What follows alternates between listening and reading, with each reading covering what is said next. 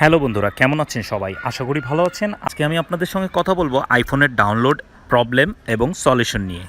সুতরাং দেরি না করে চলুন আমরা দেখি কিভাবে প্রবলেমটা সলভ করা যায়।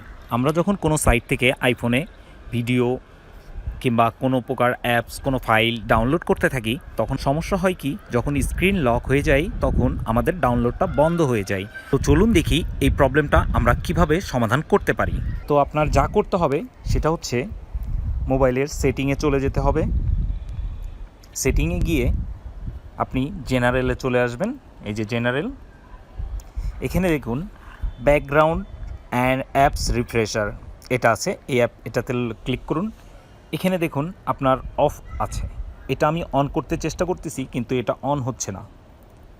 তো এটা অন করতে কি করতে হবে, আপনাকে স্ক্রল ডাউন করতে হবে, স্ক্রল আপ করতে হবে, করে এই যে পাওয়ার সেভিং মুডটা আছে না, পাওয়ার সেভিং মুডটা অফ করে দিতে হবে।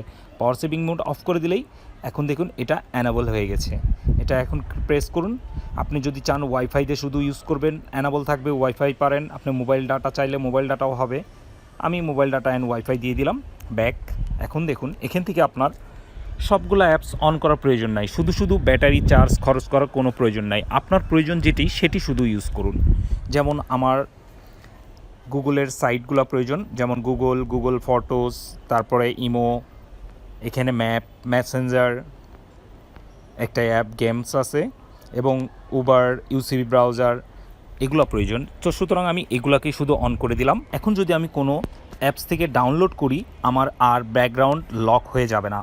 আমি আপনাকে বোঝাইতে চাচ্ছি, স্ক্রিন লক হইলে আপনার কোনো প্রকার ডাউনলোড পুশ হয়ে যাবে না। আপনার ডাউনলোডটি স্ক্রিন অফ হওয়ার পরেও চলতে থাকবে। এরপরও যদি আপনি চান এই জিনিসটা অফ করতে, ব্যাকগ্রাউন্ড অ্যাপস অফ করতে, সেম কন্ডিশন, আপনি জাস্ট এটা অন করে দিলেই আপনার ব্যাকগ্রাউন্ড টোটালি অফ হয়ে যাবে। আর যদি চান যে না আপনি ম্যানুয়ালি করবেন, তাহলে এটা অফ করে নিন। অফ করে নিয়ে ব্যাকগ্রাউন্ড অ্যান্ড অ্যাপ রিফ্রেশারে যান, অনে যেয়ে অফ করে দিন, অফ হয়ে গেল।